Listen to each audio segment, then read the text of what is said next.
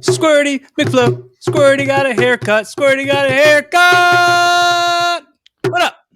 I did. How you doing, man? I'm doing great. Nice to be here. Thank you for having me. I think what you'll notice, Yeah.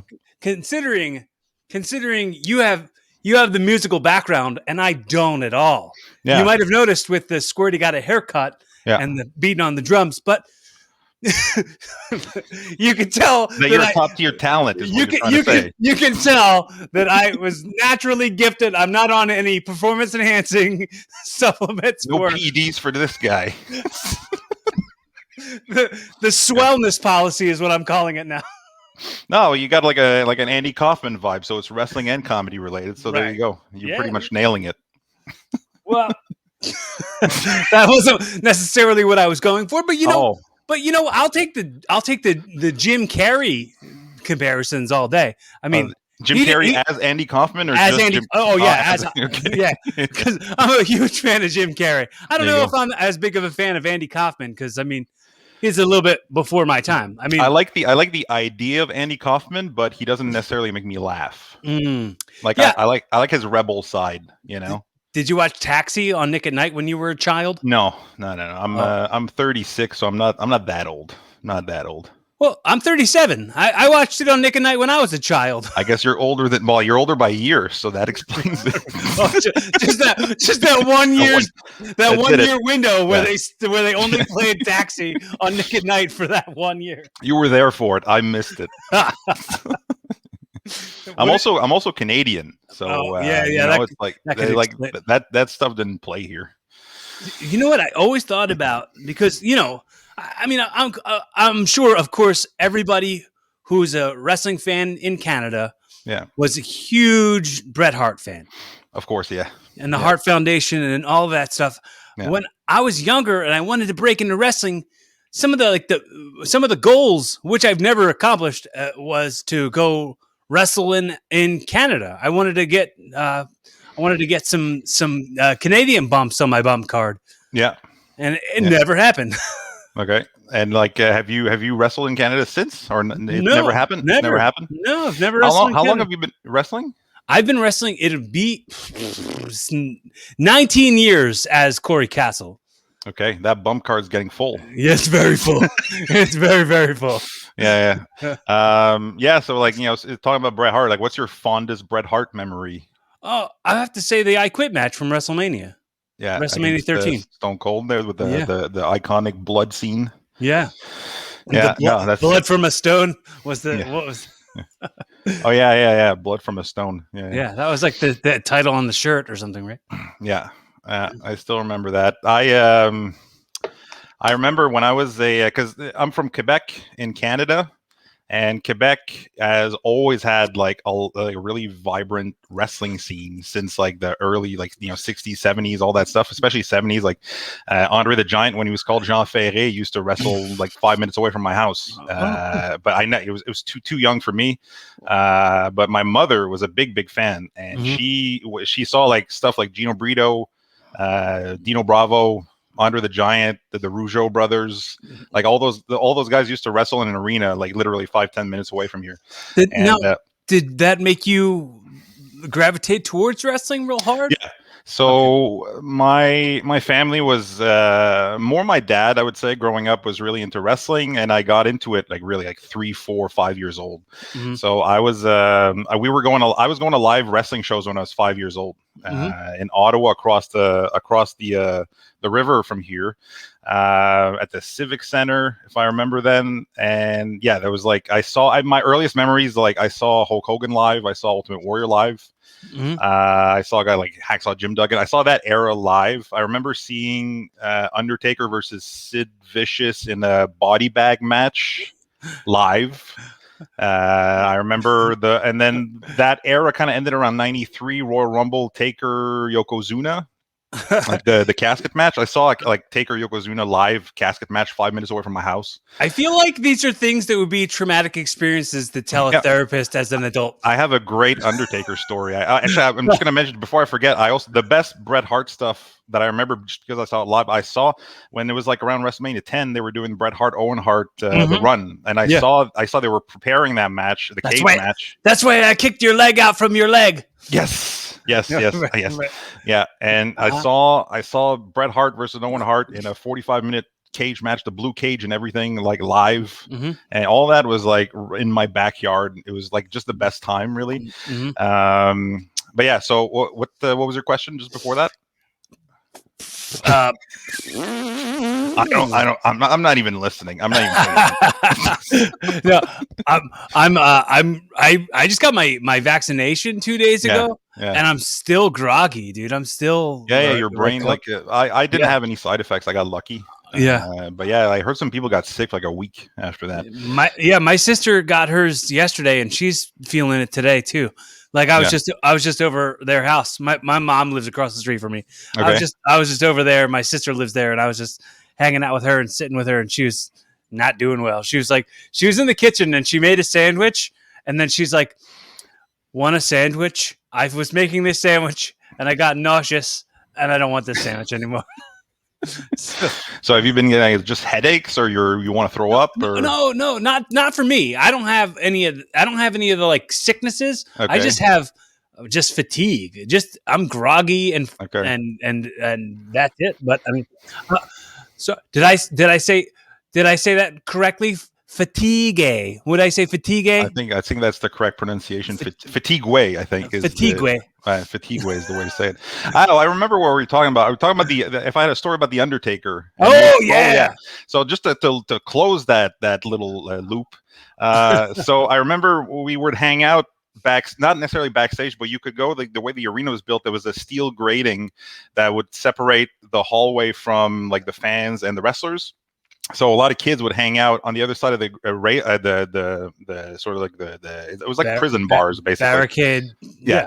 And the wrestlers would come out, and then I remember after the match, after the Yokozuna Undertaker casket match, Yokozuna comes out, and then we're all trying to get his attention, because we can literally, if you pass your arm through the bars, you could touch them. Like that's how close we were to them.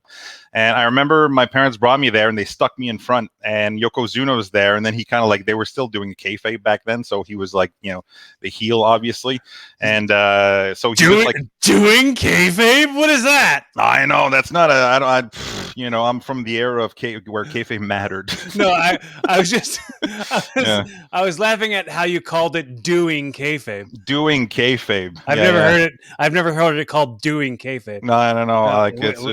I'm like an outsider to wrestling. I'm not in the biz. I just make the music. So I don't know what you call it. Keeping kayfabe. Keeping kayfabe. Well, they were all right. So they were doing kayfabe back.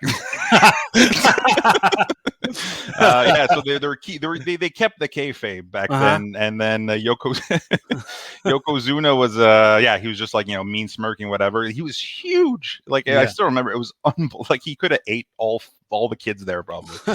And Undertaker comes out, and that was a cool moment where Undertaker comes out, and then he had put on like his trench coat back on and his hat, and then everybody's yelling at him. He's just like slowly walking towards the locker room, and then as the kids are yelling at him, as he's going away, like kids start getting disappointed, and then he just stops for like 15 seconds, just stands still, and then he slowly turns around and just looks at all of us.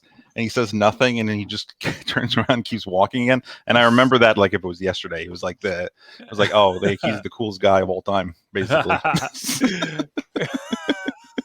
So yeah, that's it. But it was like we were scared shitless. You said something about closing that circle there before you started telling this story. Like, so we can close the circle. That circle will never be closed. No, I know. It's like never ever. I hope I get to run into that guy one day, and I'm going to explain to him that very situation and be like, "You scared the shit out of me when I was a kid. I'm traumatized now forever." Live in the gimmick, man. Yeah, that's the old doing kayfabe.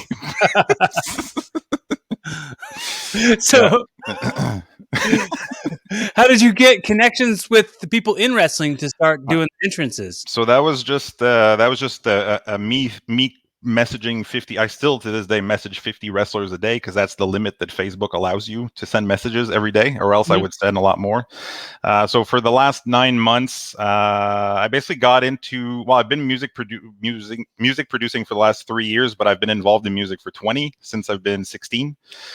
And what led me to that is just like a series of failed projects over the years. I had bands, I was working with artists, I was doing like the actual music producer thing for a while, and none of the things were sort of panning out. And then I just like, all right, well, my heavy music production was getting better also along with it. And then I was producing a lot of hip hop, R&B, pop. Yeah, so then from then on, I basically got the idea. Well, one of my childhood dreams was to be Jim Johnston. I really wanted to, Yeah, you had mentioned that to me. Yeah. Like I really wanted to, like I thought that his music back then, like Attitude Era music, was just amazing to me. And that got my attention early on. And then it was always in the back of my mind, like I'd like to do that one day. I was trying to be a film composer, a video game composer for a little while. That didn't pan out. I still have the hopes of like doing composer stuff eventually. For now, it's So like I just like, all right, well, I might as well try the wrestling thing. So I just started sending messages to wrestlers. I've been adding like I think I have like 5,000 wrestlers on my Facebook at this point. I just add wrestlers constantly. It's part of my networking. Like I hustle really, really hard. So there was no in or contact or anything in the business. Yeah. So it was just me like just grinding it out and talking to guys and being like, hey, I've been doing this for a long time. Can I make your theme? And yeah, so that's it. And now I'm at 9 months in and I'm at 22 themes. So it's going well. Yeah, that's impressive. And how long does it take you to make each theme? Is it? I try to limit it to 3 days each. Okay. The last theme I made, the most recent one, I put in, I think it was 8 hours of work altogether. And it's actually one of my favorites. So I'm getting good at quality versus time, which is, because I heard that, because my goal would be to get one of the big companies eventually. And I heard that those guys that produce themes, like they're put on a really, really intense schedule. Like sometimes like turnaround is one day. All right, come up with a song right now. Like we need something. So I'm practicing and I'm getting my skills up so that I can, if I get the opportunity one day to get placed in one of these places, like I'm ready, right? I have the chops for it. So that's why I'm like always trying to do it faster and faster. Do you ever add lyrics to your music? Because I listened to a few and they were mostly instrumentals. Yeah. So I don't do lyrics. I've never been able to write lyrics. My brain is just not programmed that way. Oh, if you need someone to sing, come to me. No, I'm kidding. You're the guy. I'm glad that you're hustling to me on your own podcast. Very, very, very cool stuff. No, I sure. It was only in parody for how bad my singing was in the beginning of the episode. Well, you never know, if you're like Doink the Clown comes back, like, or something like that. You mean some like funny lyrics, you might be the guy, who knows? Anyways, so the I don't remember where exactly we were going with that. The lyrics, the lyrics. So what I do, like I do it, cause Jim Johnston used to do lyrics for some songs, but he would have access to a bunch of great artists, musicians and all. So I don't have those kinds of contacts. So what I do is that I do like say like example, like the Rock's heel theme back in the day, where they would just plug his catchphrases. The Rock says, The Rock, know your role and shut your mouth, like that. Like they would always like really hammer in the branding and the catchphrases in the songs. So I tell wrestlers that they can record voiceovers with their phones, send it to me, and then I can stick them in the song, like just mix it in. And those are actually some of my favorites so far, because it's very specific to wrestling, right? So it's like you wouldn't hear those on the radio. It's like it's very thematic to those people. So it adds another layer, because I've noticed from, let's say, like independent theme makers, like I'm keeping an eye out on what sort of everybody's doing, and I haven't heard like a lot of themes like that. So that's why I'm like focusing on, I always push saying like, hey, like if you have catchphrases, let's do the voiceover thing. Like it adds like a layer. And then I like when the wrestlers also interact with the theme live, like a Triple H entrance with like, actually like timed stuff to the music, Right. Yeah. So it's like there's different cues, like, more recently, like one of my favorite entrances recently is Finn Balor's, even though like he's kind of kind of like not on the main roster anymore. He's doing the NXT thing, but his entrance was great with like all the time cues and the lighting stuff. Yeah, like the epic stuff, and then very epic. That's what's great about entrances, and I feel like from what I've seen, footages of different wrestlers that are starting out, that's what they haven't grasped yet. Like the showmanship of like really like embodying the song as they're coming out. Right. Yeah. That's a part of what makes people want to play with the toys and play the video games. Yeah. Like the music and the entrance in the video games are like what make kids want to be wrestlers. Yeah. Like all of that is what like drives the markdom. Like which will have people wanting to buy the merchandise, the T-shirts and the toys and the video games. Yeah, it's like the audio branding. It's more important than ever now. But like the Jim Johnston figured that out a long time ago, and he basically nailed the concept of it. And now basically everybody's just trying to be a clone of Jim Johnston, pretty much. Like my only experience. I don't want to say experience. My only knowledge of ever like seeing him was like in Beyond the Mat when he was like playing the bass and he was like playing Vader's song. Yeah. He's very brooding and he comes out boom, boom, boom. That's all I remember. But I remember having those albums, the WWE, the music. I had Volume 4 and I think that had like the X-Pac theme on it. Oh yeah. The Uncle Cracker version? No, not the Uncle Cracker. No, not the Uncle Cracker. That I actually just had Justin Credible on the podcast, and he talked about that song. Oh yeah, yeah. He said the story of that song was his manager was also Uncle Cracker's manager, and like asked if they could use the song. It's a really really cool ass story. I should like clip it out and put it on my social media or something. Yeah, no, I'm intrigued by the story. Yeah, I don't know. Oh, you know what? Let me show you something I have. Yeah.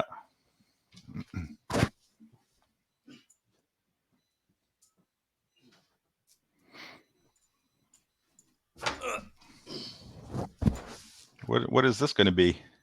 So what is this going to be? My my friends who were in a band all came by when I used to record in the studio. Yeah, and they brought me by this gift, and they said that they've been meaning to give it to me for a while, but they gave it to me while they were on the yeah. I remember that. Yeah, pile driver. Yeah, Hulk Hogan in a hard hat for anybody who's listening to the audio and not watching the visual. Yeah, with his very, very shiny gray helmet going on there, and clearly like some baby oil. Yeah. Are those stretch marks on there? Or is no, that that's just baby oil. Okay. It's just baby oil. So oily. Hey, how do you feel about oily guys in wrestling? I heard like there's like a debate within wrestlers with that oil. What's going on with that? What do you think I think about that? Well, if I was a wrestler, I feel like I wouldn't be into it. Because it's like I have olive oil at home. I'm good. Like, I guess like I don't know if it's like it's for aesthetics, but it must be harder to wrestle with a guy that's covered in oil because he's just slipping everywhere. It's like UFC guys that try to submit guys that are covered in blood. Like it doesn't work, right? So I don't know. Like that's my view. I guess it's like, does it make it harder? Well, here's the thing. Yeah, I'm a long-haired man, and I have been a long-haired man ever since I was a boy. Yeah. And I've always wet my hair when I wrestled. So being wet and being oily are somewhat similar. I think it adds, like for sure, it works for the aesthetics and the visuals. But like when it comes to the feeling like a star, like so, like the way you look is cool, but like. If you look like you're a star, you feel like you're a star. Right. Right. So I think it's a little bit of that, a little bit of like I can sell better with my hair wet. I can move better. I can make people look better. Like when they throw strikes, I can sell it better. Right. And so I don't mind the oil at all. What about the whole grappling thing? It's like there's like slippage must occur, I guess. I mean, it can, but Yeah. it's not something I'm too concerned about. No. Okay. Yeah. Okay. I mean, you, it hasn't been too much of a problem for me. Okay. Okay. I would have thought different. Interesting. But anyways, like, do guys still oil up as much as they used to? I remember like everybody used to oil up back in the day. Well, I think they banned it. I think they banned it in WWE. Okay. Okay. I think they ban oiling up, but I don't think many people do it even on the indies that much anymore. No. Well, you see guys wet their hair and then the water like sort of like acts as oil for a while, but it dries up like as the match goes on. But I guess like oil and sweat and all that stuff like it must be similar, like impact I have no idea I have no idea what I'm talking about. No, but you know what?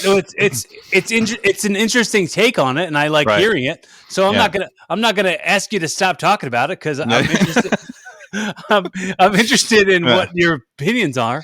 Yeah. Yeah. Anyways, let's go for it. So I know you said you got like the Hogan era and the Andre and all that era. Yeah. Like you went to those shows when you were a little kid. Yeah. But then no, I didn't see those shows. My mom did. I was too young, so I saw like Hogan, Ultimate Warrior, that era more. Okay. Yeah. But then like you did you stay faithful through that whole thing until the Attitude Era, or did you rediscover it upon the Attitude Era? It's very, very foggy. I remember going to live shows early 90s. The live shows slowed down a lot in where I was from after like 93, 94. So there might have been a lull. I think there was a lull in general, especially WWF, like around 94 to 95, late 95. There was kind of a 2-year, 3-year lull there, if I remember. That's where like the Doink the Clowns and all that stuff came in, and not bashing Doink the Clown because I think his heel character is great. But yeah, like it was more cartoony for a while. I had the Goon and like Duke the Dumpster Drozy and like all that stuff. I still followed it, but we didn't see it live as much, so it kind of took me out. But then when the Attitude Era came back on, like 96, I was really obsessed with ECW for a while. Like WWF, WCW was cool, but ECW was the coolest. Like it for me. Yeah, I love the whole like I like a good rebellious artist type, and ECW is the closest thing that I've seen for wrestling to embody that necessarily on like a national scale. Yeah, dude. They were like the Nirvana of wrestling. Yeah, it's what Paul Heyman used to say. And as soon as I heard Paul Heyman say that, I'm like, I'm in full, like good. All right, perfect. Because I was obsessed with Nirvana growing up. So like there's an added layer of that for me. Like I for sure was also a huge ECW fan. Yeah. Back when I was a kid too. But like I'm from Philly. Right. So like there's a certain Philly pride to ECW. So you had like you were at the you were like the Mecca basically. Yeah. So you've seen live shows and everything, or dude. They used to do like their B shows in the Northeast. My mom wouldn't let me go to the South Philly shows. Like, cause she was afraid to drive around South Philly. I was 12 years old. Like, so she wasn't going to take me to South Philly. Yeah. Like, I bet it's probably a really good thing that she was able to just drop me off at the shows and leave. Because if she would have brought me to a show where the whole crowd was screaming, "Show your tits" at Francine, my mom would have been like, "What the hell? Why did I bring you here?" Yeah, it's game over for you after that. Yeah. Right, exactly. Yeah. Oh man, for a 12-year-old to see that live though, like if I was 13, I remember being really into wrestling then. If I would have seen ECW at that age, I would have just lost my mind. It's like, but was it just as good as? Well, it's probably better live, I'm assuming. Yeah, like the whole like electricity, the vibe of it, the whole yeah. I still have very very vivid memories of Super Crazy vs. Tajiri. Yeah. I think Rob Van Dam versus Jerry Lynn on one of the shows. I did anything Sabu, just flying all over the place. Right. I think Cronus versus Sabu. Okay. Like that, and then I I have a very clear memory. I've told this story on the podcast a bunch of times, but one of the shows that I went to was at the Woodhaven Sports Center, right? Which is it doesn't exist anymore, but it was where the roller hockey team, the Philadelphia Bulldogs, used to practice, and there was a match that had PG-13, which was Jamie Dundee.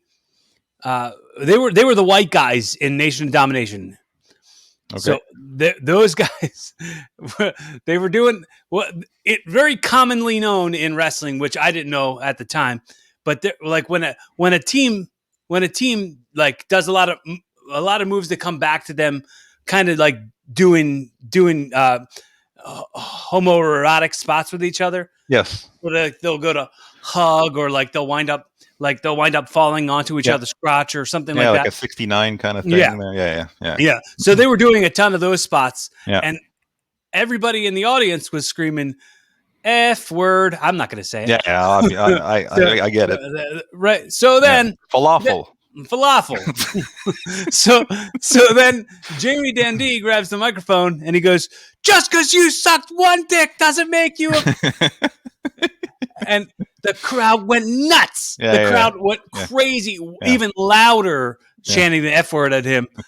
And here's me, 12 years old. I'd never said that word before. I wasn't participating. I was like, my mom would not be proud to see me here with these people. Like I knew that like it would probably make my mom upset if she knew she had dropped me off at a place where people were chanting faggot at these guys. So much for not saying it, I guess. Well, I mean, it's whoops. But then just superimpose me saying falafel over it. You'll be fine. And then Jamie Dundee grabs the microphone and he says, "Listen here. If we lose this match, I'm gonna suck every one of your guys' dicks." In the whole audience. And then they lost the match, and the whole crowd started chanting, "Suck our dicks! Suck our dicks! Suck our..." And that was on TV, right? Because I remember that. No, I don't think that was on TV. They did something similar at one point, and like I don't know, like I remember. I don't know if I'm remembering it wrong, but there was definitely, I don't know. The crowd used to chant so many different things that maybe I'm remembering wrong. But like the way you describe it, I feel like I've seen it, like if it was there somehow. But I don't know. It was a house show. Okay. At the Woodhaven Sports Center, but I feel like they must have repeated it, like at one on pay-per-view or something. Like I don't know, maybe. I mean, or it's just like, yeah, of course ECW would do that. Therefore, I assume that I might have already like heard that. Like I'm not surprised by an old heels getting heat spot. Look, the whole idea of like the homophobia of wrestling fans. Oh, yeah. The homophobe, not of just wrestling fans, but just of society in the early 90s. Yeah. I can't believe how far we've come, and I'm so glad. Even Bret Hart would say homophobic stuff on Raw. Yeah. Like Shawn Michaels would. They would call each other the F word on Raw. Right. So it's like, it was a really crazy time back then. It's a real relief to see how far we've come as a society. Little while. I mean, it took a while to get there, but from that point on to today, consider it a little bit of, like, so little time, but still, like, I feel like it took WWE forever to catch up, even to women's rights in general. Right? Yeah, human rights in general. Just human rights. Like, they're still not at human rights level with their like freelance contracting stuff, and like nobody gets benefits. All that's like it's ridiculous. Like I mean, it's the entire business. Yeah. The entire business needs to be fixed, and I mean it's going to take a lot of awareness, and I think just now at this point people are starting to become aware.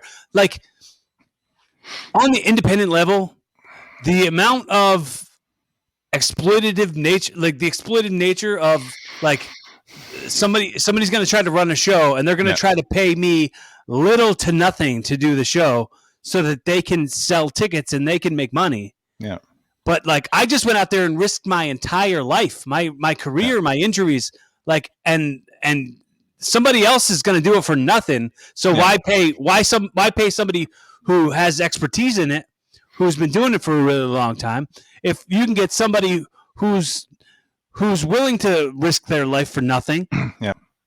So it's the exploitive nature of the wrestling business, and I don't hate it. I don't hate the wrestling business. I don't think it owes me anything, but I absolutely know that it's not a good life plan. It's not for you to go like, oh, I'm going to do that. I'm going to do that, and I'm not going to have any backup plans.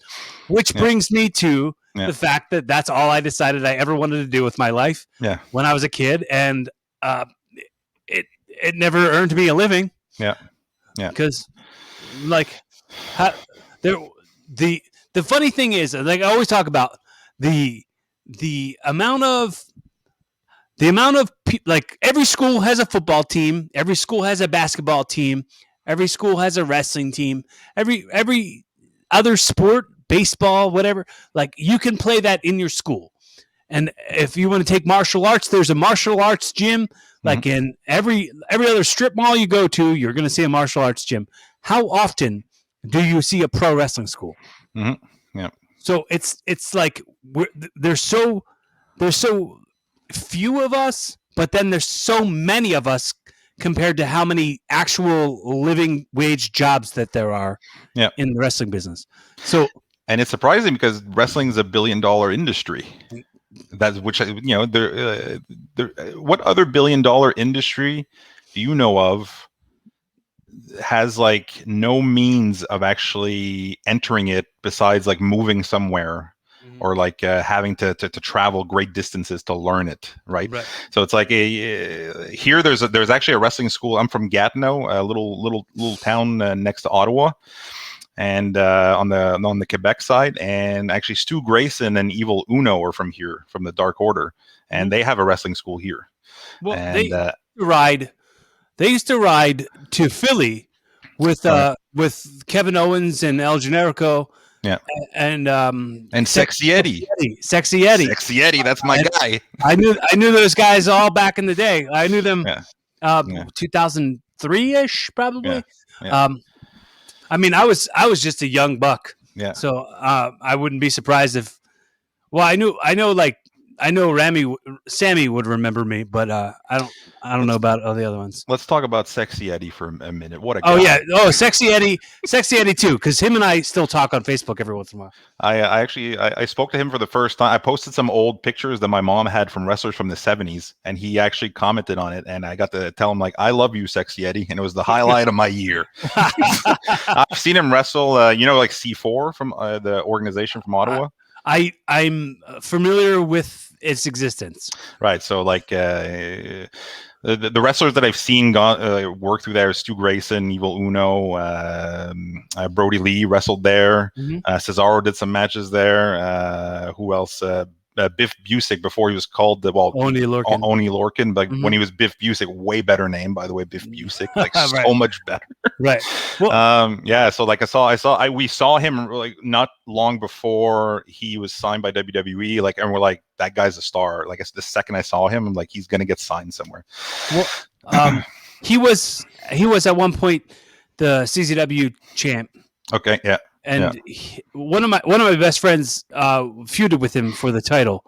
Sozio, do you know who that Nico? I've heard the name. I don't think I've seen him wrestle. Okay, well, he doesn't wrestle no more. I'm the only one out of all of my friends who still does it. Everybody else has gotten out. Oh, I'm in the same boat. I'm 20 years in. Nobody else does what I do since we've been kids there. So it's like I'm the only one. Right. It's like Eddie Kingston used to call himself the last of a dying breed. Yeah. But I think I'm going to start using it. Oh, yeah. I'm going to start. Who used that recently? I saw somebody, the last of a dying breed. Like John Moxley called somebody that, or like who? There was somebody. Anyways, I saw an article. Somebody used that term like last week. Okay. So I clicked like when you said that. Anyways, but yeah, Sexy Eddie and his when he was drinking the blood there from the vein gushing. Yeah, I was there. I was there that day. This guy, you saw everything. You've seen the whole history of wrestling. You know what else I was there for? Yeah, the very famous John Zandig. Jesus, basically all the cool things happen in Philly. Is what you're saying. Was that was all in Philly, right? I think that some of that was in Delaware, honestly. Okay. But yeah. Well, I mean, also a lot of the old CCW clan from when I first started. Yeah. A lot of them are dying now. A lot of them are passing away. So I mean, they mutilated themselves. Yeah. So I mean, it sucks though. And I mean, it sucks that lots of people that I have all these fond memories of aren't with us anymore. Yeah. But so that lends more to my feeling like I am one of the last of a dying breed. Okay. Because my generation is all dying off.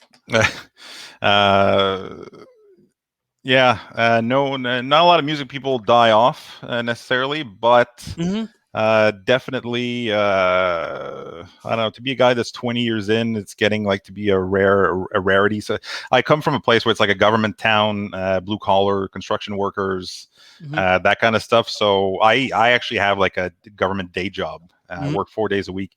And so it's like it's a situation where it's like if you're not settled by 30, it's like, well, what are you doing with your liff? Like it's like we like to think that here we're like liberal, but there's a conservative mentality that people are in denial of. Do you know who Kurt Spenrath is? No. He's a documentary filmmaker in Canada. Okay. I had him on my podcast, and he was talking to me about, man, this was a long time ago, but something about like Republican is Democrat and Democrat is Republican. So like absolutely, they're kind of switched there. Like the like liberal mindset of like Americans versus like the liberal mindset of Canadians are different. Yeah, it's very different. It's not the same thing. People call themselves liberals here, but I view them as very conservative.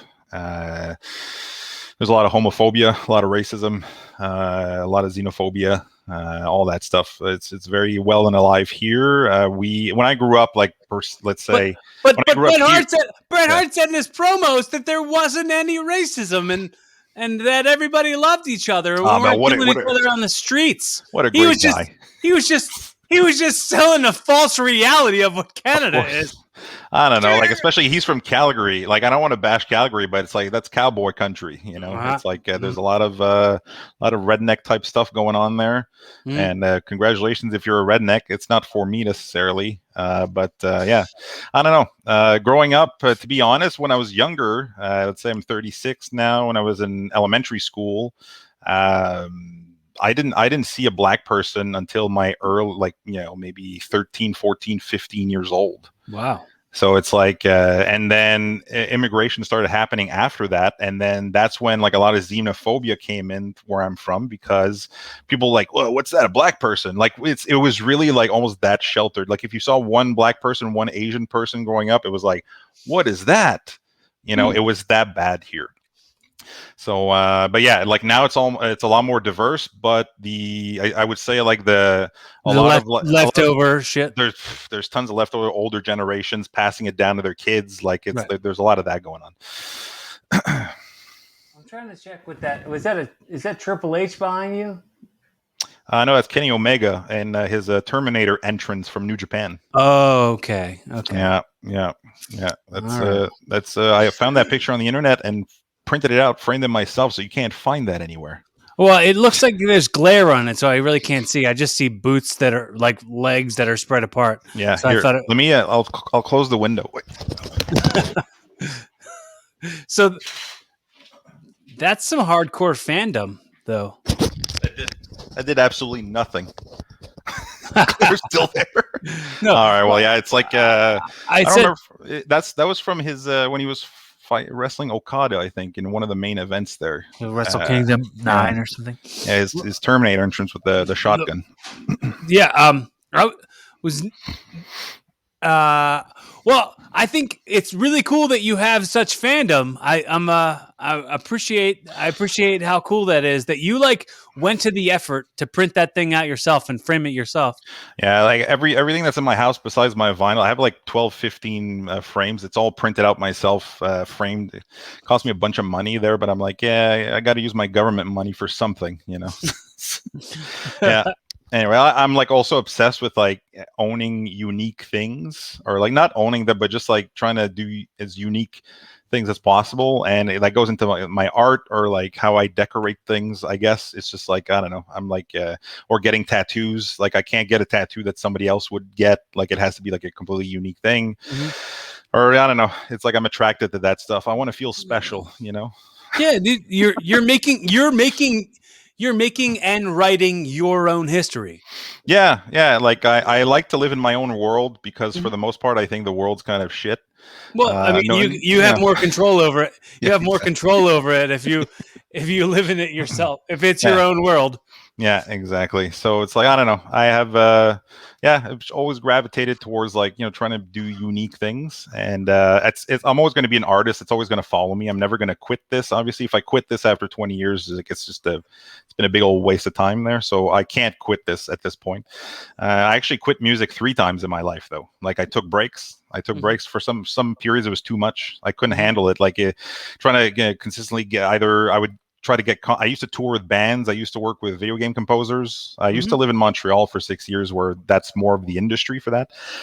But everybody's competing, and there's so little positions. Right. So you basically burn out after a while trying to like line up contract after contract, because permanent positions are rare. Right. It's same as wrestling. You're just. It's the same exact thing. Yeah, like, it's the same exact thing. You're an independent contractor. Yeah. You're never an employee anywhere. You never have security. Yeah. Even when you make it to the big leagues, you don't even get that. Right. You're a gig worker.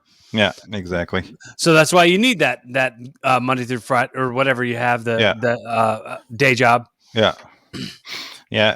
My not a big fan of my day job. I'll be honest. My life goal is to make this music producer thing work, and then so I can do that full time. Like that's always been the goal. I haven't achieved it yet. It's frustrating though, because you see some guys like in any artistic field, some guys make it in 3 years, and then some guys work at it 30 years. They never make it, and it's not because they're not talented. It's like a question of like, how hard did you push for the networking? It's timing. That's how I feel about me. Yeah. It's like with the wrestling thing. Like so when I said I've been as Corey Castle for 19 years, like I started wrestling years before. Like I started training when I was 14. Yeah. So for 23 years, 23 years doing this versus 14 years not doing this. Yeah. I've been doing this way longer, and it's like, should I chalk it up to I didn't make anything because I'm not good, or because I wasn't the right person in the right place at the right time? Yeah.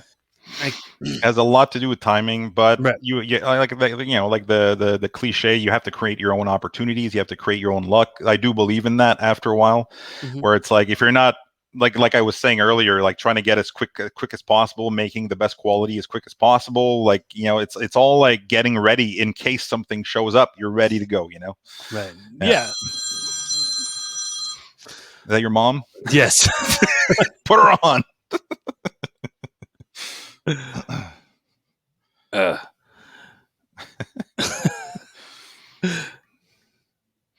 If that's your mom, tell her Squirty says hi. She'll be thrilled. She'll be very thrilled about Squirty saying hi. Yeah. So what's your favorite kind of music? Like, what are you most into? Right. So like what's like your artist that you grew up in like into? So I remember my very first music that I really got into was Daft Punk. Before I got into rock music was Daft Punk. I was obsessed with the song Around the World, which is like the most annoying song ever. Around the world, around the It's like world. A lot of people consider that like one of their worst songs, but at the time I did not agree. I had like the bootleg single of that song and everything.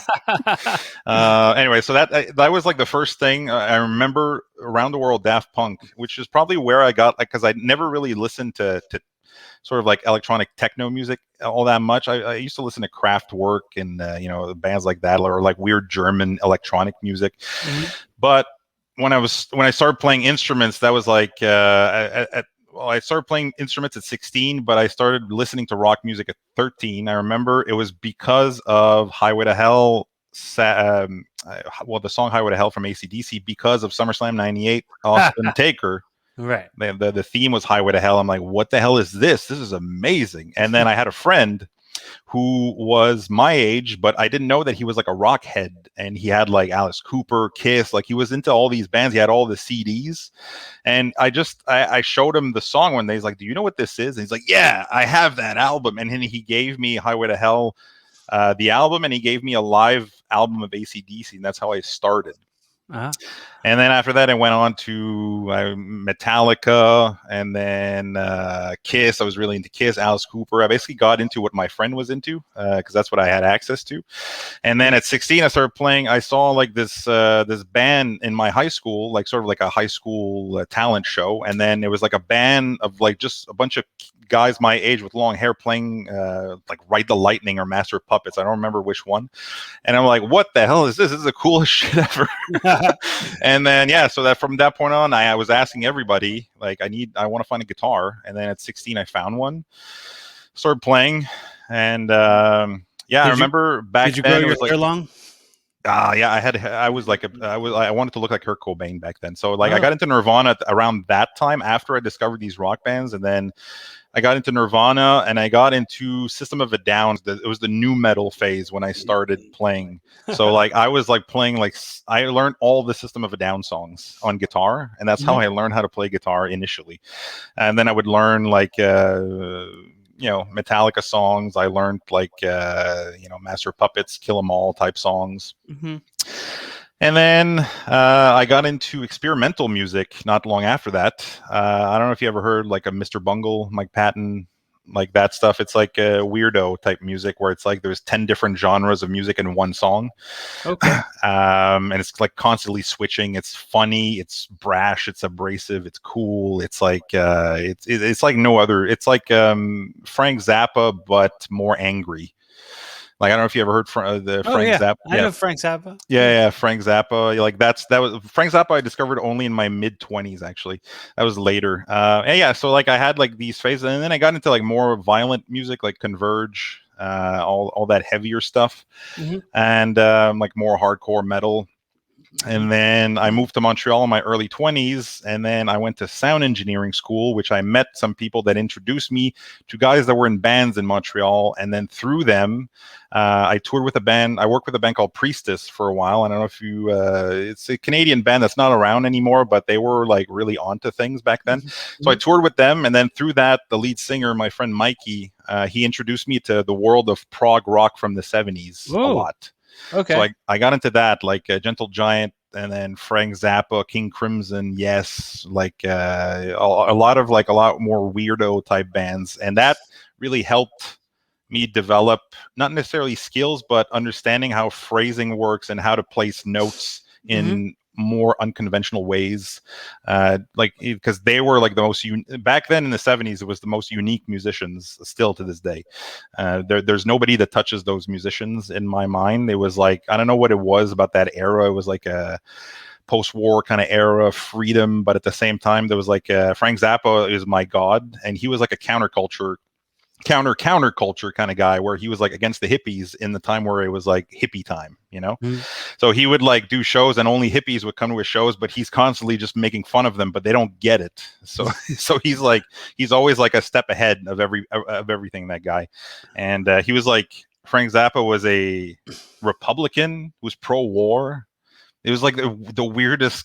There's just the weirdest guy. It's just like the most talented artist ever, but at the same time, super political, Republican, conservative. It's just like, it doesn't make any sense, but I love him,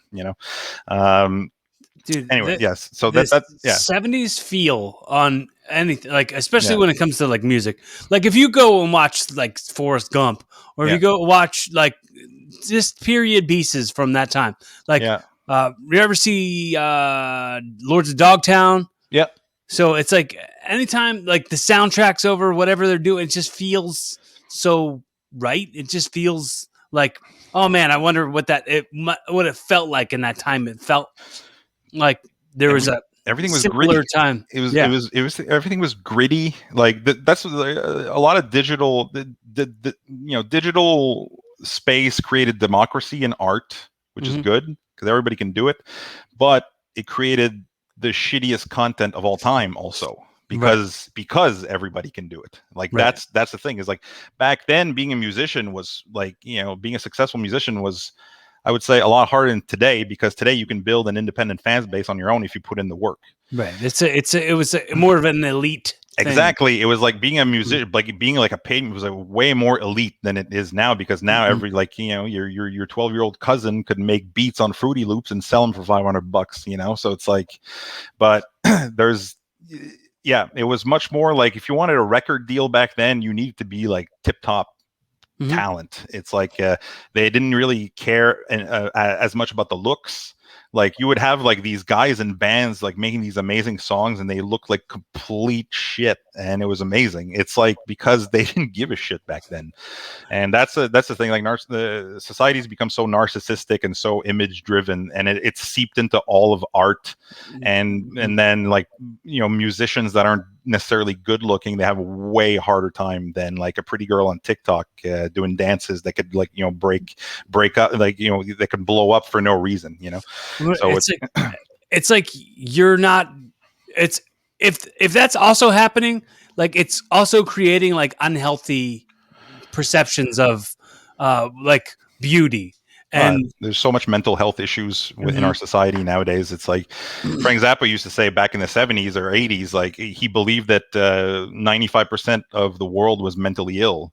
And that was back then. So I would say today, 99% of the world is mentally ill.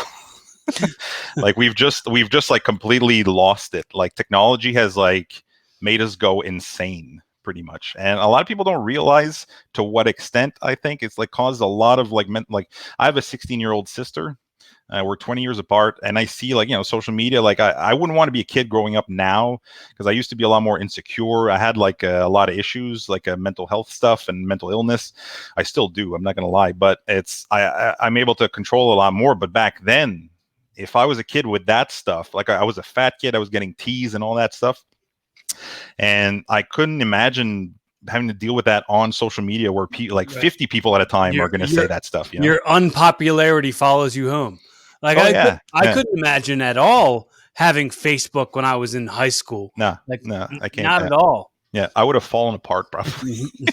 It's like, I guess like a lot of these kids are probably tougher than me growing up in a way, because they can deal with that kind of bullshit. But it's like everybody's obsessed with their phones. I'm obsessed with my phone, but I need to be obsessed because of networking and business stuff. Like, you have a business device in your hands at all times. I say the same thing. It's like, I'm a public figure. I'm trying to get my name out there. I'm trying to stay connected with whoever wants to consume what I'm putting out there. But at the same time, it's like, probably for these kids who don't have any idea of what the real world is, beyond who's on their Facebook friends and the people that they surround themselves with, it's like it amplifies every problem by 100, like 100% more of a big problem that it needed to be, because that's all you know. And the point also that like the phone has killed off all need to experience boredom and melancholy. I was watching this guy talking about melancholy the other day, and he said like melancholy is a huge part of human history and human evolution. And because now we have a device in our pockets that basically, like when we're feeling sad or lonely, depressed or whatever, we can turn to, and then it just takes it away. Right? Yeah, it's boredom doesn't exist anymore. Exactly, and it's like be bored or be wrong sometimes. Like it's fine. It's fine to be bored or be wrong sometimes. I think that like sort of fix to boredom the technology brings is detrimental to our resilience. mental resilience, because it's like I say that, but at the same time, when I was a kid, there was video games for that. And if you're always like an indoor kid, you're always escaping through video games. So I was really a video game kid growing up, but as I grew older, I let that go because I kind of realized like it's a total drug like any other thing. And for our generation now, it's the phone. The phone has replaced that, and there's a lot more people gaming on their phones, which like I never do. Like I never go to that. I feel like I'm like really pushing hard to get consumed by what I'm trying to do as much as possible, because or else it feels like you can easily fall into these like distractive traps there all the time. And yeah. Well, I say this a lot, and anybody listening, forgive me if you heard me say it a billion times, but prepare for 1,000,000,001. I haven't heard it. I know I was never good at video games. Yeah. Like I loved playing some games, but I knew that I wasn't good at them, and I knew that like I wasn't gonna get far in it, and I would continue to lose over and over and over again and not progress, and then feel like this isn't productive. Yeah. This is not serving me in a productive way. Yeah. So I would just stop playing. Yeah. And I'd say that I have to probably apply that to like the overstimulation from games on my phone. Yeah. I can't if I play a game now, I feel after like half an hour I feel sick, because I'm like, why am I doing this? Mm-hmm. And it's also a getting older thing. Like I know, like I don't want to like bash anybody that plays games nowadays. Like people do whatever wants, makes them feel happy. That's great. For me though, it's like I feel like I'm just eating up in my time to, like you said, being productive. I like to put out content as regularly as possible, and it's like if I'm not doing that, I feel like I don't know. I don't feel right. Which is a blessing in a way, because that's what you want. If you're an artist, that's exactly what you want. Like you want the fire under your ass. Yeah, exactly. So yeah. So what did you want to go on like a last subject and wrap it up, I guess, or you want to keep going? I'm not in any pinch, but okay. I wanted to ask you. I know you're from the idea of it. I'm getting all over the place, so I don't really know. I'm all over the place. I'll tell you right now. So you have a sister that's 20 years younger than you. Yeah. So are they the same two parents? No. Or, okay. Different dad. Okay. Yeah. So did you grow up with both your parents, or did you? Yeah. So my parents. How did all that work out for you? My parents divorced when I was 16. Right around the time where you started discovering angry music and growing your hair long. What a coincidence, isn't it?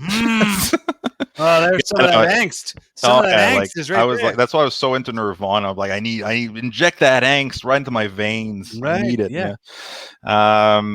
So I had a very dysfunctional childhood. Caused a lot of like mental issues later on in life that I had to deal with. Mm-hmm. But yeah, like it's like it was a very unstable household. And then my parents divorced when I was 16. And then I kind of went on a tear there for a couple of years where I was not the happiest camper. And but that's where I was developing my art stuff at the same time. So it had like a positive impact now that I look back on it. Uh-huh. It taught me about passion. It taught me about hurt. It taught me about emotion. It taught me how to like put this hurt into music. Mm-hmm. And I will always keep that vibe of like the chip on the shoulder against the world thing and put it into my music, because I find like that's the most compelling art you can make. Is like I heard a therapist online. I was like watching this random YouTube video. This therapist said that the society is obsessed with the light. Mm-hmm. And we shine away darkness at every chance that we get. But if you're an artist, that's the absolute worst approach you can have, because you need both. You need the dark. Now, I'm not saying you need to suffer. I'm saying that you need to understand the darkness as much as you need to understand the light, and you need to combine both in everything that you do, and that's going to speak to people. There's this man. I consider him like a mentor to me. He's a very wise man, and he once said to me,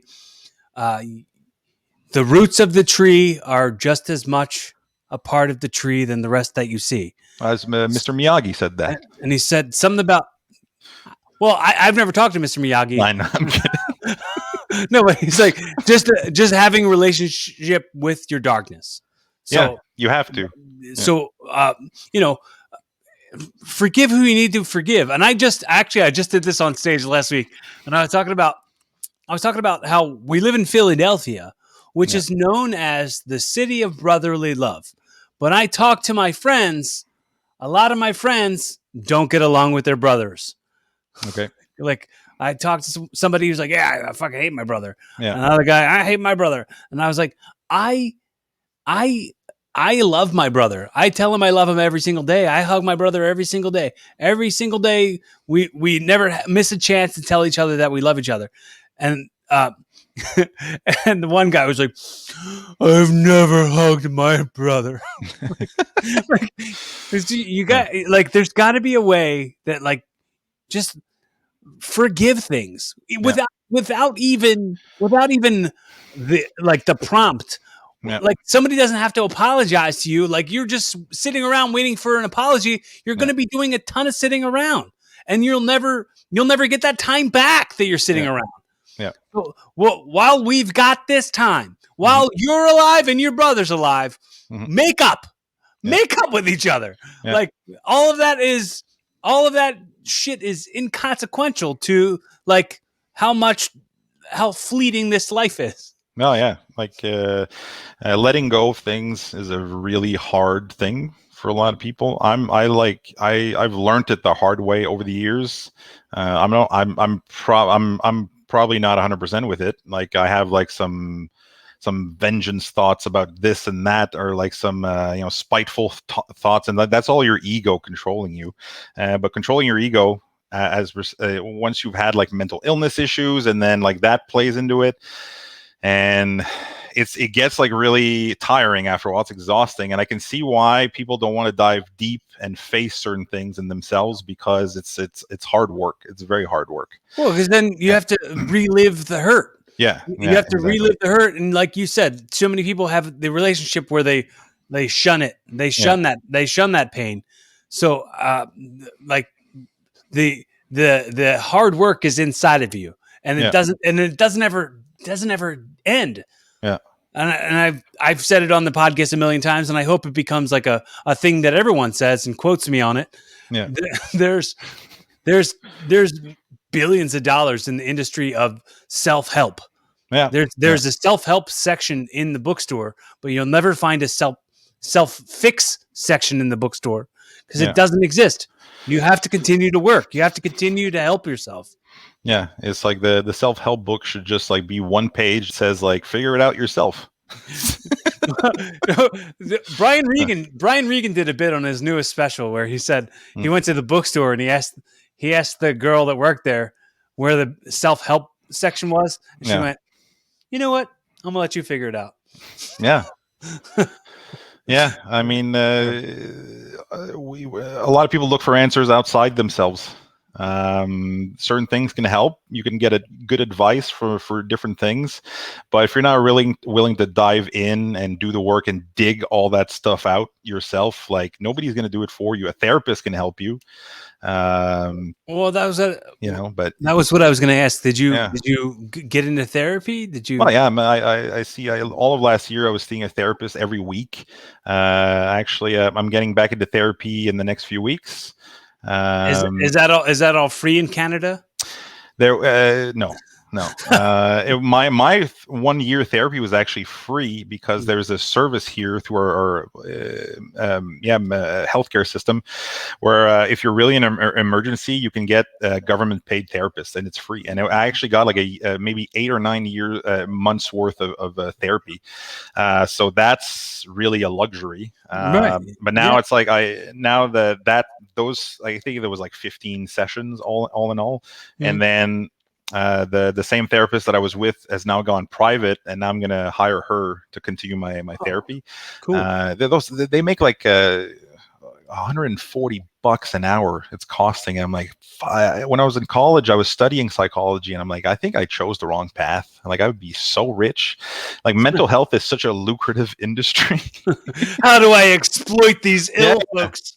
I was thinking after when I found out the amount of money that it costs per hour, I was like, isn't it absolutely insane that we live in a world where you have to pay somebody to feel better about the world? Right. It's insane. It's completely insane. It doesn't make any sense. Hang with me here just a sec. I'm gonna have to have you kill some time here. Okay. I'm still Squirty Leflow. Nothing has changed since an hour ago. Ah, crap. well, there I go. I guess I've been to censor. I've been censored. So talk about how you came up with the name Squirty Leflow. I didn't come up with it. A friend of mine did. Well, what made you start using it? Because it's just an absurd name, and I'm an absurdist. I love comedy. I'm a comedian myself, nowhere near professional. I just do it for fun. So we were doing I think it was 7 or 8 years ago, we were doing a sketch comedy video called Date Drape, which was a dating show. And we came up with a bunch of names to put in the end credits, and we we're big fans of just making up names. And my friend actually came up with Squirty Leflow just out of the blue. And Squirty Leflow initially was a delusional DJ who absolutely sucked, but he thought he was the greatest shit in the world. So it's kind of like a David Brent from The Office, but DJ form. And so it came from there. And he just blurted it out, Squirty Leflow. If you want to know the specifics of it, the character would actually do like this is like, if there's any women listening to this, like, just shut this whole thing off. It's going to be too graphic. So it's like the guy would go like this. He would do the Spider-Man, and then he would squirt water out of his mouth while doing it. So it literally comes from squirting. Obviously, I don't think I'm surprising anybody from that. And he just came out with Squirty Leflow. It sounded like a clown's name to me. And the guy was a clown. So I just adopted it. And Squirty Leflow. That's it. I mean, I'm sorry. That's it. That's just a reality. Hello? I like that I just told this story alone with nobody listening. This is going to be the highlight of the whole thing, I think. Hello? Hey. Hello? Yeah, you missed my whole Squirty Leflow story. That's okay. I just by the way, if you're gonna play it back, I actually explained to people that yes, it comes from squirting. Oh. I thought it had something to do with music. No. It's like it's a dilute. Like, I'm gonna repeat it for you, just because you weren't there. But it was the name of a character in a comedy skit. It was a delusional DJ, and my friend just came up with the name Squirty Leflow, and he would do the Spider-Man thing like this. Mm-hmm. Okay. You know what I mean? I'm not. Well, I got into the details earlier actually, so you can watch it back. And then he would like spit water out of his mouth while doing it. You know what I'm saying? And then it was just Squirty Leflow, and it sounded like a clown's name. So I'm just like, it's like an absurdist name, and I just like it. Nobody's ever going to be called Squirty Leflow. A clown with like a squirty flower. Leflower. Leflower. Yeah, like the Joker, like Squirty Leflow. But I was like, I got way more into like graphic details earlier while you were gone. That's fine. I'm better off not hearing them. I know. I went like misogynistic, and I said, like, the women that are listening to this, turn this off. I got to protect your virgin ears. Oh, well, I hope everybody's got virgin ears. I mean, I sure don't anymore. I'll tell you that. I got ear problems on the right side. I actually have to go to ear specialist. Mm-hmm. Yeah, because when I was young, that's like a nightmare of a musician. Ear problems. But at the same time, I always tell myself Beethoven was deaf, so there's always hope. He's making it up. He told himself that. Oh yeah, yeah. He could only, I think, like he could only hear 5%, and he could only feel the bass of the music he would compose. And true story, true story. But he just knew music theory. I think that was it. But I'm like, how did you learn music theory in the first place if you couldn't hear what the notes were? Do you know what I think of whenever I hear Beethoven? Yeah. What? I think of Bill and Ted right away. First thing. Okay. Yeah. First Yeah. thing I think is Beethoven. Yeah. Beethoven. When I think of Beethoven, I think of Clockwork Orange. Actually, Okay. the fifth. That's all that movie's about is Beethoven's Fifth. I haven't seen that movie since like I was in middle school, so I don't remember anything from it. Yeah, I've done a lot of I filled my bump card up pretty hard since then. Oh yeah. It's like you're. Have you had the concussion problems in your career? Tons of concussions. Yeah, This guy can't think straight anymore.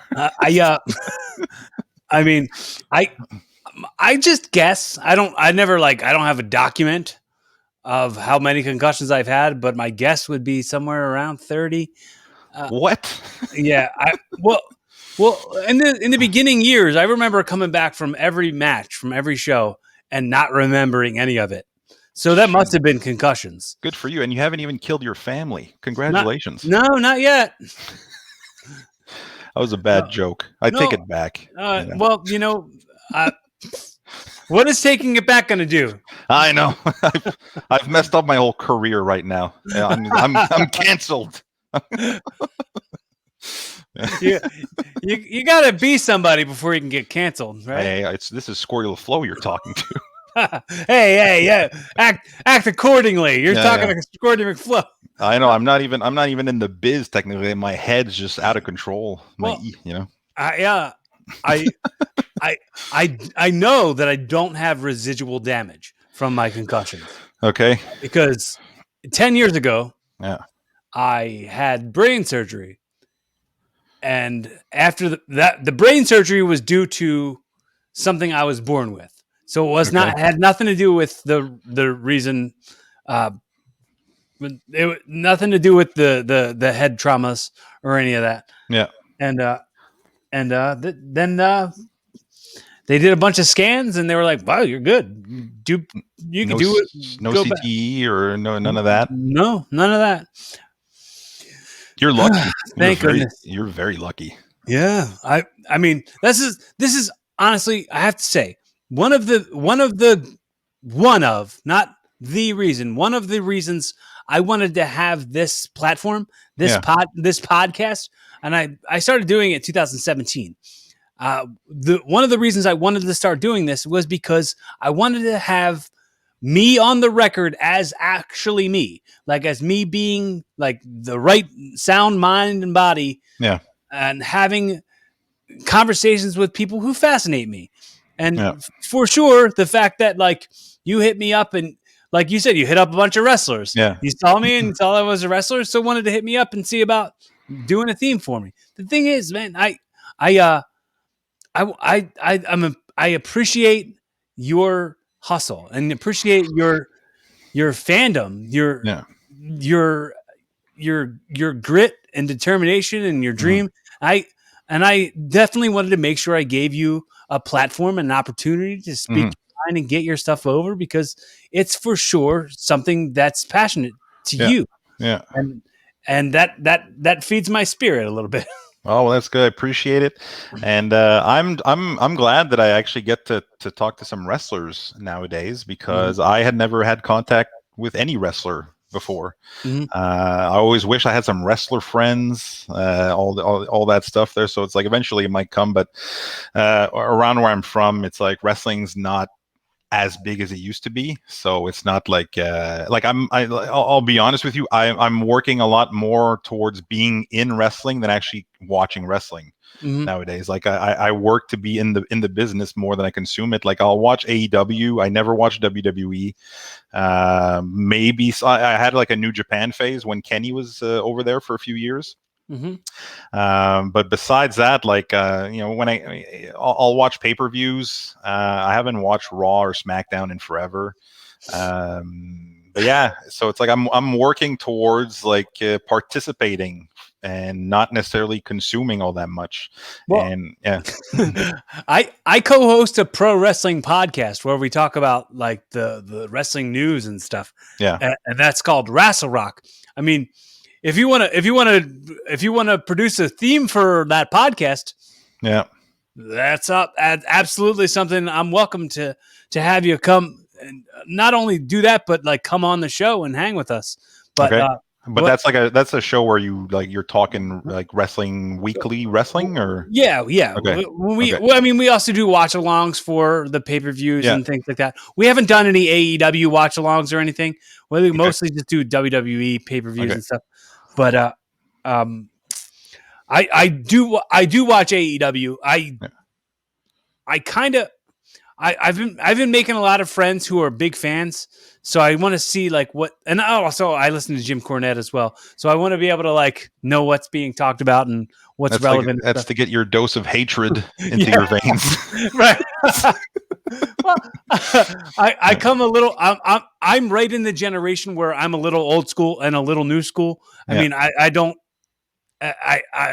fit either one of the generations. Yeah. So like, I mean, I broke in the 2000s and not in the 1900s. So I'm right on the fence there with what I can make sense of and what I can't. Yeah, like those like 70s, 60s, 70s, 80s purists. Right. Yeah. They're, it's like that's a whole different world. That's like wrestling to them was like gospel. Like, back when wrestlers used to say different hotels and all that stuff. So, like, we just got to keep the heels and the faces separate. Yeah. I was thinking about doing this thing yesterday. Maybe just conceptualizing this premise where it's like, never before have so many people liked the nerd stuff that I like before. Yeah. Like I've never come across as many wrestling fans. Like growing up, I was the only long-haired kid and everybody hated me. I was a like a skinny fat weirdo with long hair and thick glasses.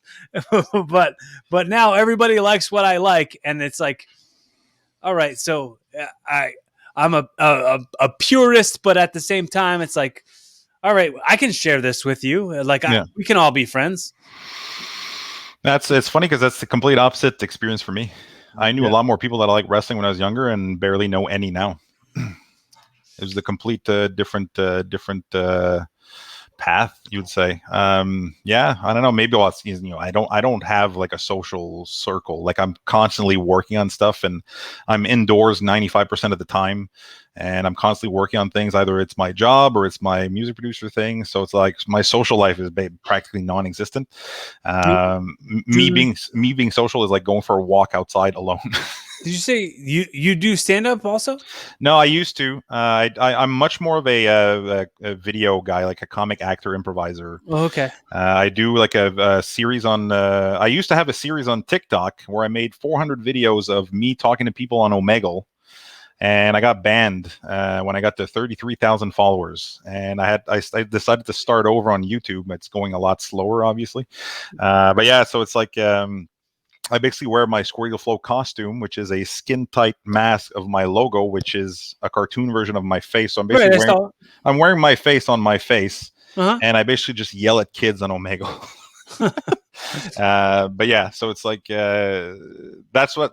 So it's a way for me to get some of that creative juice that I have, like comedy-wise. I've always had like this really. I would love to be a comedian in something one day. Like I'm like a Tim and Eric Andre guy. Like I love insane people. Eric Andre is like one of the most insane comedians that's ever been. That movie that he did, the Drive movie. Yes. Oh, yeah. What a weird movie. Oh yeah, like I love him to death. When I was like 10, 12 years ago, in my early 20s there, actually maybe like 15 years, almost like 15 years ago, I discovered Tim and Eric. Tim and Eric, awesome show, great job, and that like blew my mind open completely. It was like doing LSD for the first time or something. It was like it. Have you done LSD for the first time? No, I want to though. Well, I know you have with all like the colors you got going on there. I can tell.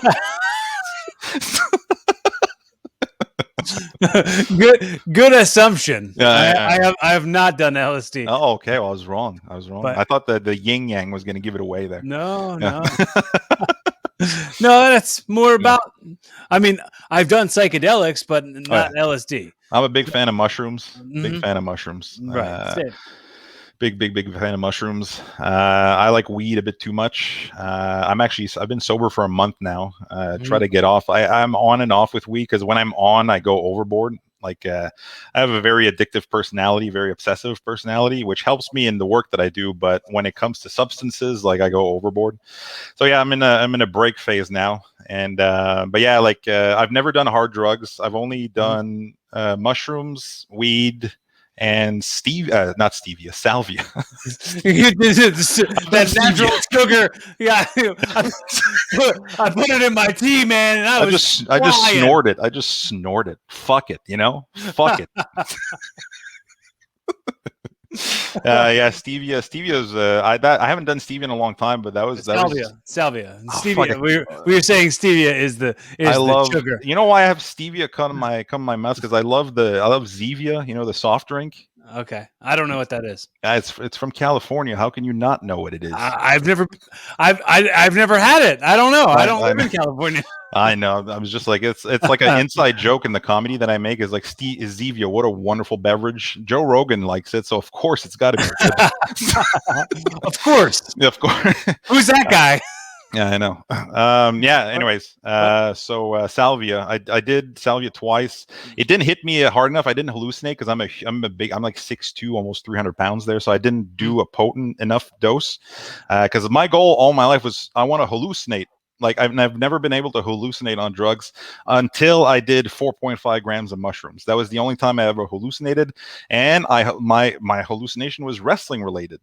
Oh yeah, I was watching AJ Styles versus Braun Strowman, and the faces of the people in the crowd just started disappearing and melt, and AJ Styles' face and Braun Strowman's face would just disappear and just melt like a Dali painting or something. And I was like, great, I can die now. I've hallucinated.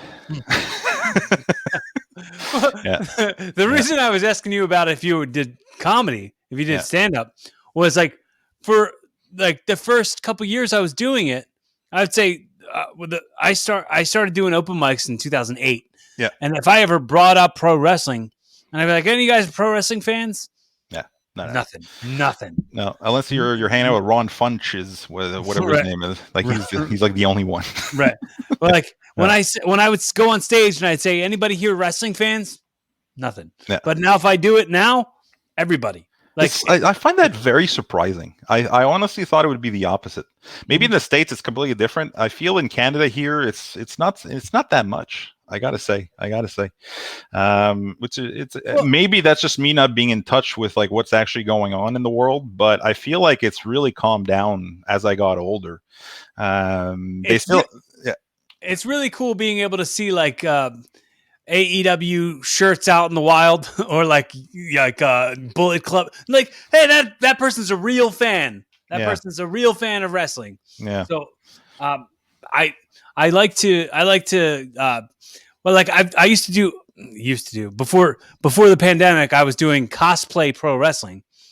Like, so I would do it like at these festivals where, it'd be festivals for anime or like Comic Cons or whatever. And there would be like some random person in like a Bullet Club shirt or something. And I'd be like, cool. Like I'm gonna look at them for a good reaction in my matches. Yeah. So I got a cosplay wrestling show coming up. I can't remember the date. My cosplay wrestling show. Like, what do you mean? I've never heard of this. I've been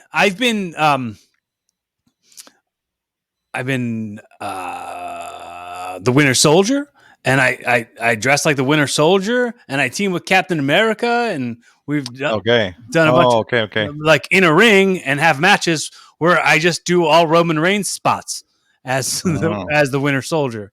I thought you meant that you would dress up as another wrestler, like a No, no, famous. no, Okay, no, okay. So no. you're dressing up as like a Marvel character, Oh, but yeah, like a Marvel character. Yeah. doing like a famous move set from somebody. Okay, Right. Yeah. all right, So okay. I'm gonna be doing Aquaman coming up. So Yeah. Roman Reigns. Maybe. I'll just pick a bunch of people who I have to be doing all Roman Reigns' moves. Yeah, But yeah. like I also get told that I look like Aquaman all the time. I get told that I look like Jason Momoa, or and I just started calling myself on stage Adjacent Momoa. Yeah, very close, right next to Jason Momoa. Right next to Yeah, it must be like when you have like that long wet hair there. I'm assuming. Oh, yeah. I mean, Yeah. even when it's up like this, Yeah. people think that that's what I mean. I'm also like 6'2". No, 6'2". What am I talking about? I'm also 6 foot. Also, Okay. and I'm like 225. Okay. So people just see that I have this hair and this face and walk around at this size. So they always just think that I look like Jason Momoa, because they don't see people walking around looking like me. No, people. I mean, Here there's tons of you here. It's like we live in an alternate like reality. Me and you. Oh, there's tons of people who look like me in Canada. Yeah. Like the whole Jesus look there, like that thing. It's popular. Like if you go to Montreal, there's a bunch of hipsters. Like I'm not calling you a hipster, but hipsters. You call me a hipster all you want. Cool. You're like the complete opposite of a hipster.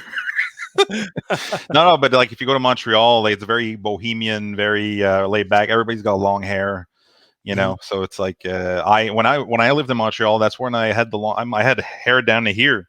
So there's something about Montreal that just makes you want to grow your hair and be like a rock hippie or something. But yeah, I don't know. It's like more like a bohemian type of vibe over there. Not as much from across the pond, across the bridge from Ottawa where I am. But yeah, if you go to like Montreal, it's very, very cultural, very artistic town.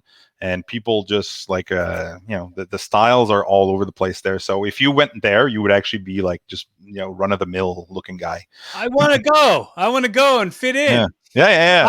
I've never fit in anywhere. Yeah, exactly.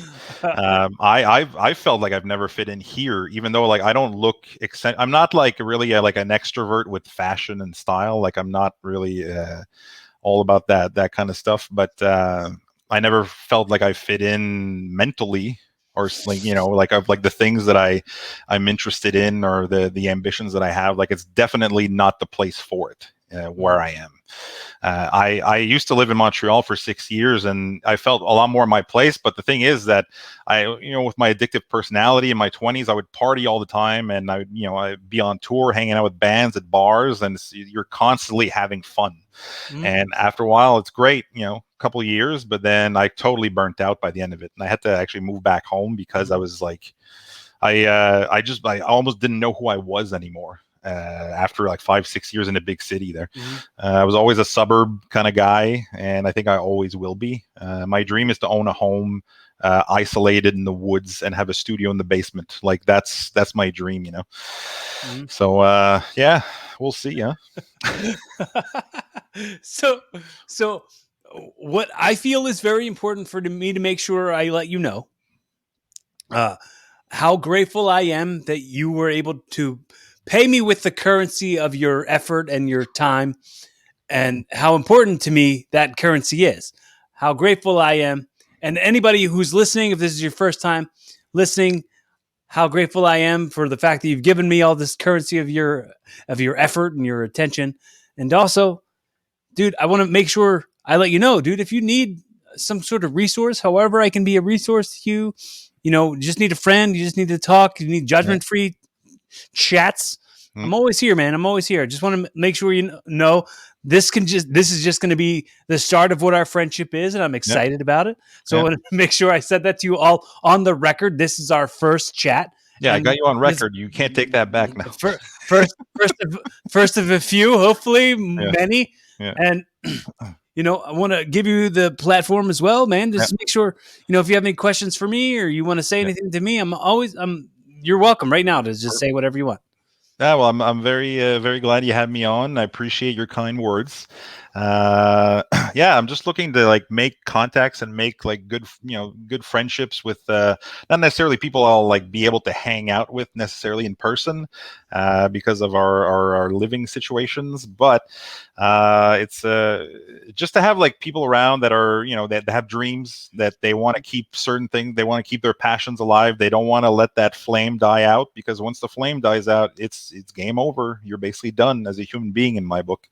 So yeah, I just want to be surrounded with people that have that, and people that aren't necessarily where they want to be goal wise in their lives, and that's totally cool as long as you're aiming towards that goal relentlessly. And it's just like I want to be surrounded by people that just feel like they have something to offer, but they go for it. They don't just talk about it; they actually do it, right?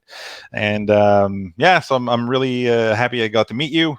Great experience, and I didn't think we would get to an hour and a half, but here we are. It's like that's pretty cool. Like it felt effortless, and yeah, I'm just glad I got to talk. I'm actually starting my own podcast this week. Well, if So you need, I'm gonna have you on. That's for okay, sure. That's yeah, for I'm sure. happy to do it. Happy to do it. Yeah, for sure. I got my first few guys planned out, but you're gonna be on the list for sure, and we'll do it on my end, and then I'm gonna be the one asking the questions. That's awesome. I'm just gonna grill you so hard on my podcast. Well, I mean, any of the hard hitting questions you want to know, I'm sure I've probably talked about all of the stuff on my podcast. If you want to go and check out the archives, the other 240 episodes, the last 5 years of the show, me talking about all the intimate details of my life. That's cool. I mean, that's what podcasting should be. It's like I honestly, but like just to wrap up the comedy discussion, I actually got a hunch in the last year that live show podcasting, like doing podcasts live, and especially after the pandemic's over, doing live podcasting will somewhat overtake stand-up. Business wise, I think to a certain extent, that's how I see it. That's because, like, especially in Quebec, there's a movement of podcasting in Quebec of guys that are doing live podcasts in front of crowds. And to me, a live podcast in front of a crowd is funnier than stand up. It's something I really have. I have that as a goal. Like, I want to be able to do my podcast live. I just want to make sure that when I do it, it's people are coming to see the show because they know what the show is. Oh yeah. So I want to be the thing that drew them into the building, and not just like this is some podcast. I want them to know who I am and what the who the guest is, and probably not like a open mic podcast. Right. That probably wouldn't work. I've done it. Yeah. But like. It's just a hunch that I got. Like as soon as I see live podcasting, I laugh more than stand up nowadays, and I feel like there's something to that in the business of comedy. Well, like Kevin Smith really cornered the market on that. I mean, Kevin Smith. One more time, I have to say another dream person to work with. Like I'd love to work with Kevin Smith. Yeah. He's great. In regards to any of the outlets that I'm working on, in comedy, or I mean, he's not in wrestling, but he's a wrestling fan though. Well, somewhat. Yeah. Somewhat to a certain extent, I guess. Yeah, I mean, he was at AEW in the beginning, right? Like, he was at the first couple tapings. Well, that's more than like 99% of celebrities. Right. So, just a couple more quick things, and then I'll send you off into the sunset. Hot dog and a handshake. Yeah. All right. So, something I always do on the show. Okay. Is I call it audio time travel. Okay. So let's say 2041. Let's say your little sister, who's how much younger? 20 years younger? 20 years younger. She's 16, yeah. Okay, so she'll be 26, and she's going to stumble across this audio. Yeah.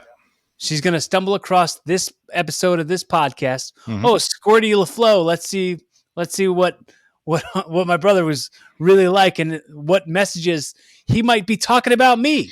He might be, well, maybe he's talking directly to me. So right now, the next words that come out of your mouth are going directly to your sister or going to anybody who might love you and want to hear a message from you that's in the time capsule of 2021. Whoa, that's a good one. That's a good one. Congratulations on that concept. Okay, so I would tell my sister, don't give a shit what anybody else thinks about anything.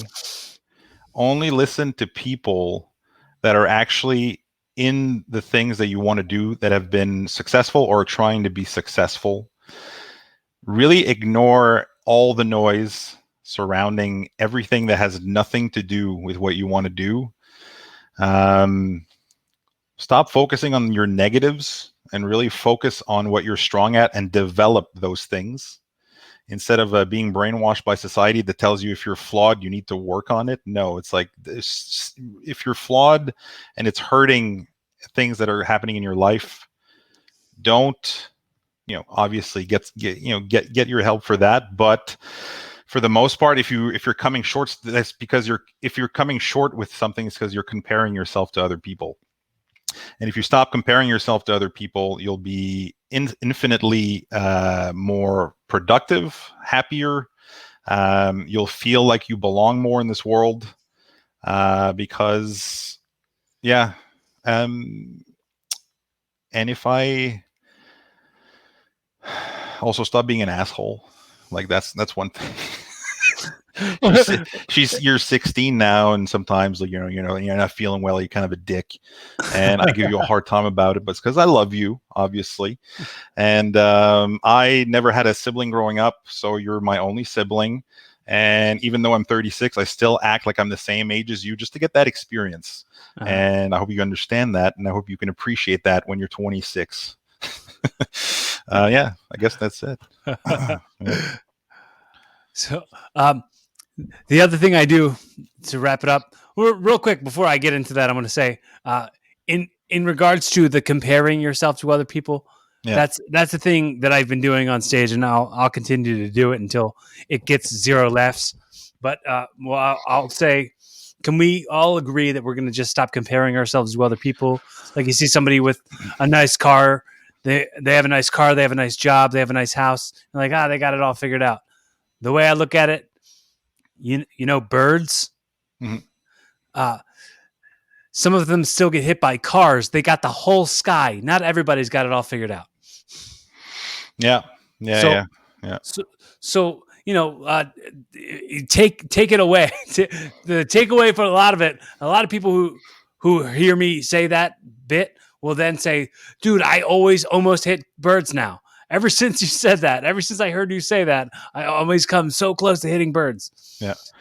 If I would also like that, one last thing, that when you were saying that, another thing came to mind is that stop having this societal expectation that by a certain age you have to be doing a certain thing. Well, yeah. I think that's one of the big things that drives people to insanity after a while. Well, I've been seeing people posting their vaccination cards. Yeah.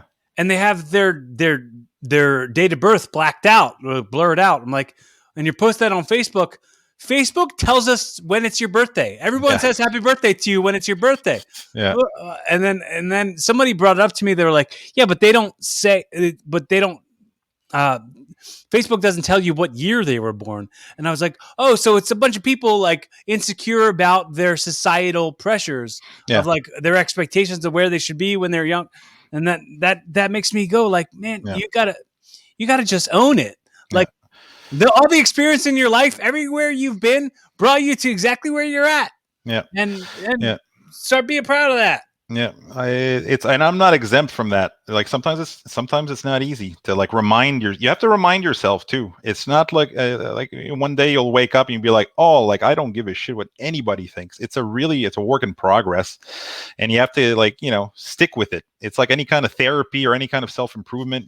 You really have to just destroy your ego and your societal expectations and what people expect of you. I'm lucky that I have a family that's just do what you got to do.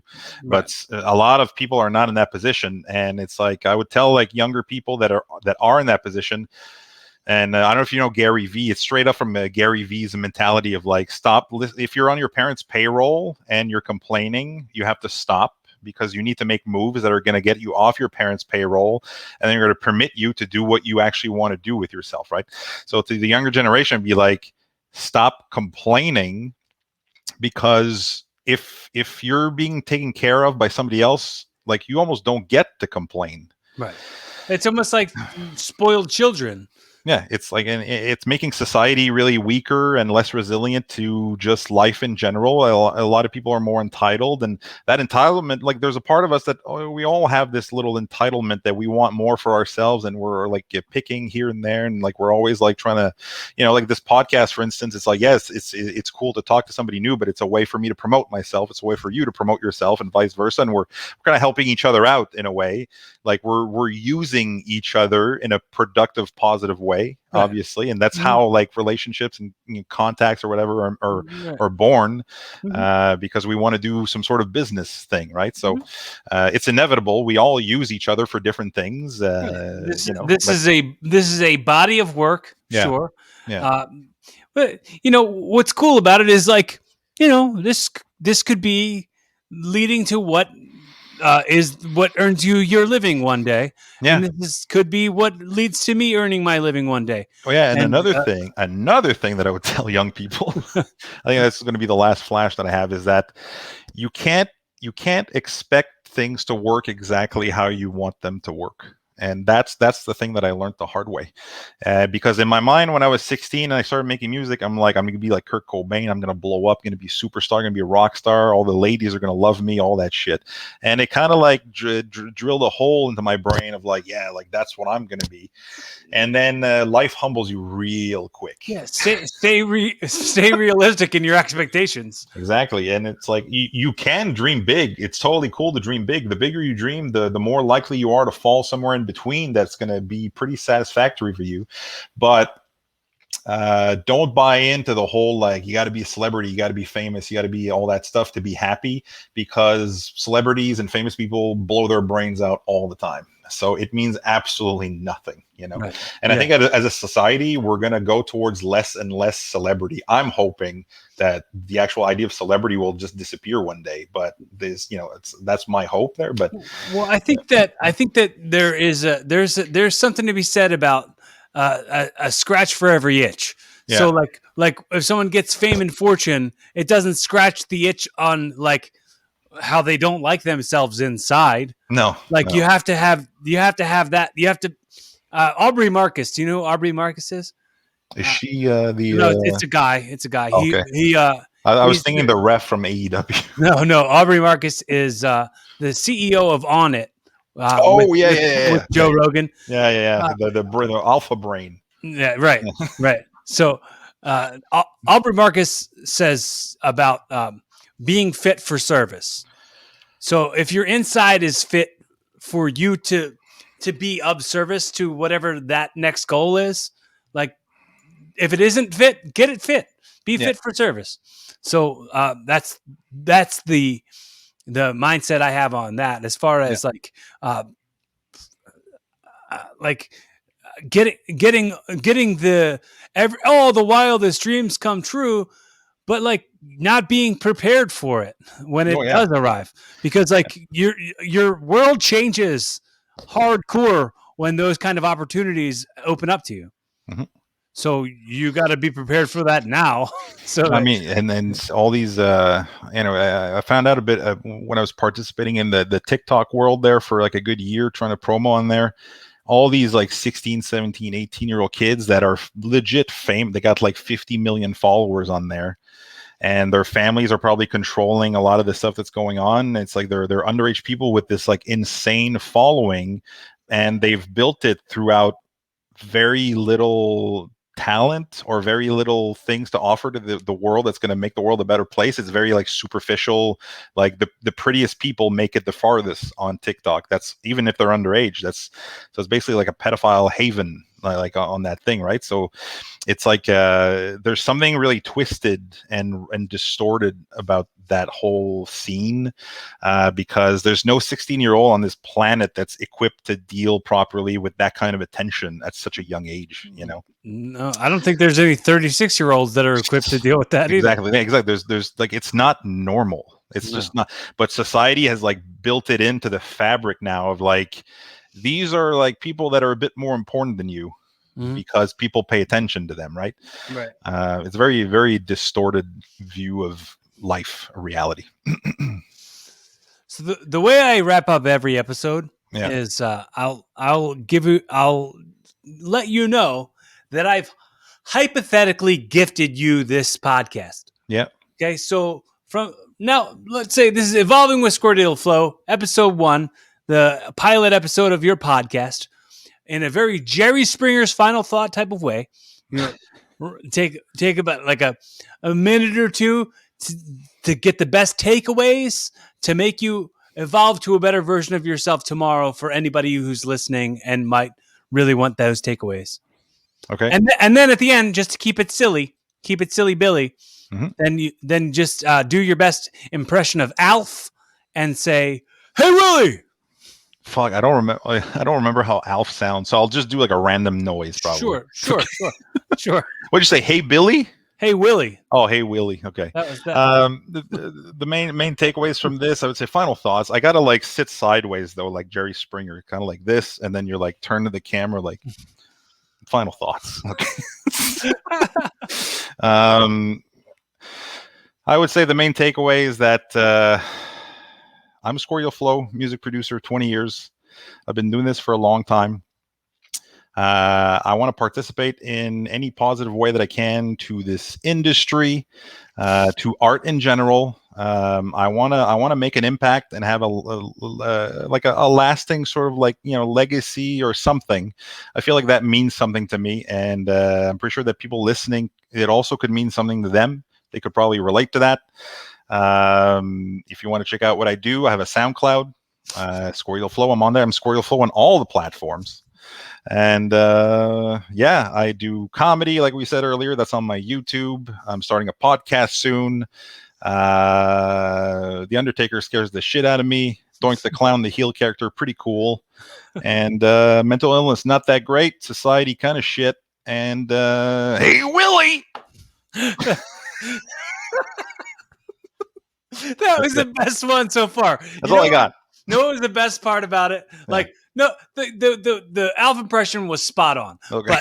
But previous to the Alf impression, you were just like, oh, I do got to actually do some takeaways from the episode. So then you like went back in your mind. Yeah. But before that, you were like, all right, put myself over. All right, Squirty Leflow. Everybody follow. This is what I'm trying to do with my life. Everybody, but I've never seen somebody do the final thoughts or a whole ton of the takeaways being like me, like me. Everybody like me. You. I mean, how could you not like me? Look at me. I mean, Jesus. How could you not? Jesus. I mean, I got to be honest. I don't know what I'm doing in this world, and I try my best to just fake it at every moment that I get. So I want to one more time thank everybody. If this is your first time checking out Evolving with Corey Castle, make sure you hit subscribe. Make sure you comment on the video below. If you're watching on YouTube, youtube.com/Corey Castle.